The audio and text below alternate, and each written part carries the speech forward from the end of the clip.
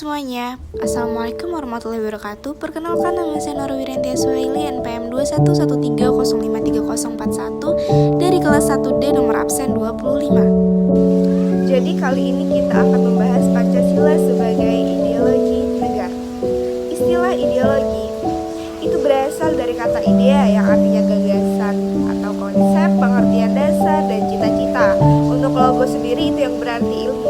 Ideologi secara etimologis artinya ilmu tentang ide-ide atau ajaran tentang pengertian dasar. Dalam Kamus Besar Bahasa Indonesia, ideologi didefinisikan sebagai kumpulan konsep bersistem yang dijadikan asas pendapat yang memberikan arah dan tujuan untuk kelangsungan hidup. Di sini kalian harus mengenali beberapa fungsi ideologi sebagai berikut. Yang pertama, itu ada struktur kognitif. Itu artinya keseluruhan pengetahuan yang dapat menjadi landasan untuk memahami dan menafsirkan dunia serta kejadian-kejadian di lingkungan sekitarnya. Yang kedua itu ada orientasi. Orientasi dasar dengan membuka wawasan yang memberikan makna serta menunjukkan tujuan dalam kehidupan manusia. Yang ketiga ada norma-norma yang menjadi pedoman dan pegangan bagi seseorang untuk melangkah dan bertindak. Yang keempat ada bekal dan jalan bagi seorang untuk menemukan identitasnya. Yang kelima ada kekuatan yang mampu menyemangati dan mendorong seseorang untuk menjalankan kegiatan dan mencapai tujuan. Yang keenam itu ada pendidikan bagi seseorang atau masyarakat untuk memahami, menghayati, serta memolakkan tingkah lakunya sesuai dengan orientasi dan norma-norma yang terkandung di dalamnya. Nah, untuk yang pertama tadi kita membahas konsep Pancasila sebagai ideologi negara. Yang kedua ini kita membahas argensi Pancasila sebagai ideologi negara. Salah satu tantangan yang paling dominan dewasa ini adalah globalisasi. Untuk arti globalisasi ini sendiri merupakan era saling keterhubungan antara masyarakat suatu bangsa dan masyarakat bangsa yang lain, sehingga masyarakat di dunia menjadi lebih terbuka. Dengan demikian, kebudayaan global terbentuk dari pertemuan beragam kepentingan yang mendekatkan masyarakat dunia. Nah, di sini juga kita akan menggali sumber historis, sosiologis, politis tentang Pancasila sebagai ideologi negara. Yang pertama, sumber historis Pancasila sebagai ideologi negara.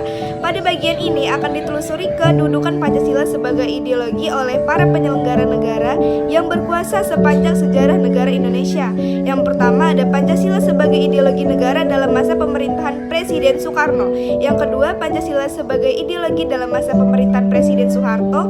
Yang ketiga, ada Pancasila sebagai ideologi dalam masa pemerintahan Presiden Habibie, dan seterusnya yang sudah tertulis di samping saya. Nah, ada sumber sosiologis Pancasila sebagai ideologi negara. Pancasila sebagai ideologi negara berakar dalam kehidupan masyarakat.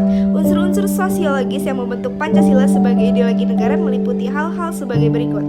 Yang pertama ada sila ketuhanan yang Maha Esa dapat ditemukan dalam kehidupan beragama masyarakat Indonesia dalam berbagai bentuk kepercayaan dan keyakinan terhadap adanya kekuatan gaib.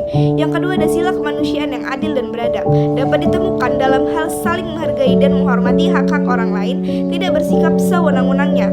Yang ketiga ada sila persatuan Indonesia dapat ditemukan dalam bentuk solidaritas, rasa setia kawan, rasa cinta tanah air yang berwujud pada mencintai produk dalam negeri. Yang keempat ada sila kerakyatan yang dipimpin oleh hikmat kebijaksanaan dalam permusyawaratan perwakilan dapat ditemukan dalam bentuk menghargai pendapat orang lain, semangat musyawarah dalam mengambil keputusan. Dan yang terakhir ada sila keadilan sosial bagi seluruh rakyat Indonesia tercermin dalam sikap suka menolong, menjalankan gaya hidup sederhana, tidak menyolok atau berlebihan. Membangun argumen tentang dinamika dan tantangan Pancasila sebagai ideologi negara. Yang pertama itu argumen tentang dinamika Pancasila sebagai ideologi negara.